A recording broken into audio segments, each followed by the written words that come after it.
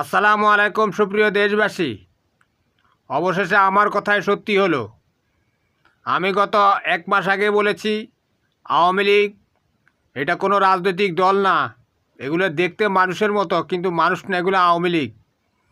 এরা শেখ হাসিনা এবং শেখ মুজিবের গোলাম। এরা দেশ ধ্বংস করার জন্য সশস্ত্র সংগ্রামে যেতে পারে, এটা আমি এক মাস আগেই ভিডিওতে বলে দিয়েছি। এবং এই জঙ্গিরা এগুলোই করে।